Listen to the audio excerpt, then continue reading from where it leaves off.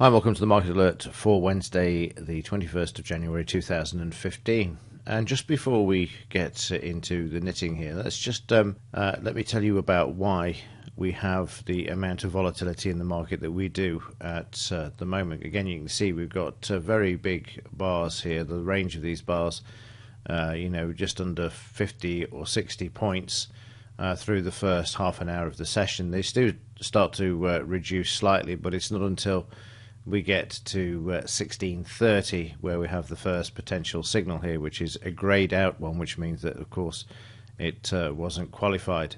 But just before we get to this signal, let me just show you something as to what the background of the volatility is. On the top here we've got the US dollar index. This is a basket of currencies against the US dollar, predominantly dollar based of course, and below this crude oil. And if you have a look back to 2012, you can see that there was a bit of a divergence here. You can see where crude oil prices dropped and the US dollar strengthened there, and then they came back, and then you can see there's a more or less the same pattern to these markets until we got to September of last year, and then we see this huge divergence in crude oil prices and the US dollar. And this is what's behind the current volatility that we're seeing in the market, because of this sudden drop in the crude oil price. Well, not actually sudden, I mean from September. Manipulated move, obviously, to put Russia under pressure by the Saudis and OPEC, etc. And of course, this is the knock-on effect. It's creating this global instability and economic war, I suppose, in a sense, against Russia there. So this is what's causing the volatility in the stock market and the uncertainty, and where we're getting these big range bars. 1 minute the market's down, then it's turning and moving to the upside. But the good news is we're starting to see this actually calm down now.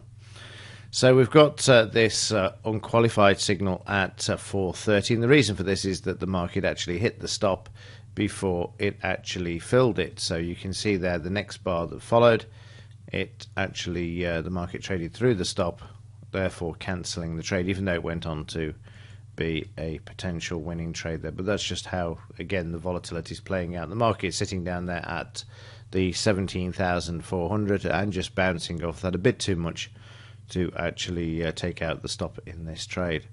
So the market does eventually break through, but again, as soon as we get down to the 350 level, the market finds support, comes back to the 400, comes through slightly, and the buying's brought back, and then we see the market driving back to the upside there as well.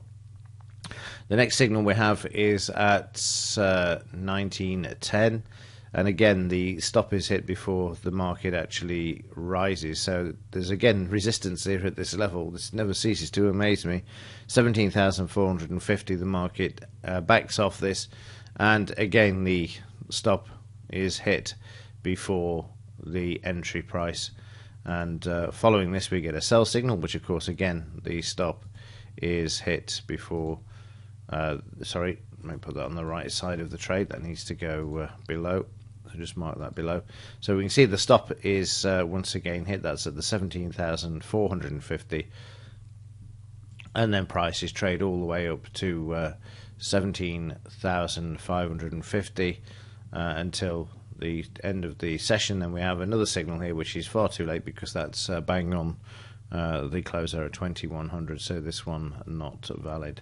So again, the volatility and the background is we've got the crude oil price dropping from $127 a barrel down to 50, and then of course we've got the Swiss bank last week taking what I would describe as an irresponsible move, not letting the market know in advance that they were contemplating it, but just removing the peg from the Swiss franc there and causing all sorts of carnage, with the knock-on effect, of course, that some brokerage firms have gone bust as a result of this, and a lot of traders lost a lot of money, which is why you should always use a stop loss. But of course, a 40% rise in the value of a currency after a news item is massive, and again, some stops would not be taken out. A stop loss isn't guaranteed, so that was the problem with the market being held and manipulated by a government. They put a peg in at 120, they removed it, and then the rest once it's removed, of course, created a huge amount of carnage.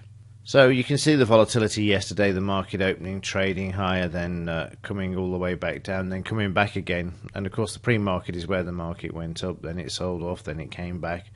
And it's not uncommon at the moment, but with a bit of luck, we should start to see this market calming down. We have some very big range bars, but they are starting to get a bit smaller. Friday's was a lot smaller, a bit more volatility yesterday.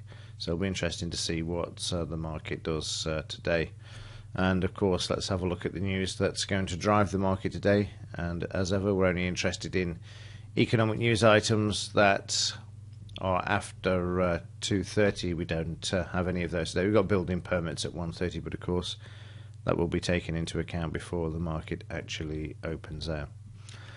Finally, on the implied volatility front, this actually dropping down as well, only slightly. 1585, so a bit of calmness there for yesterday for the implied volatility as well, which is a good sign as well. So a few days of calm and then the market finding a new direction. And of course tomorrow we have the ECB making an announcement. Pre-warn you of this now. There has been a run on the Greek banks, which has not been reported by the mainstream media. On the 5 major banks, they seem to be very short on cash.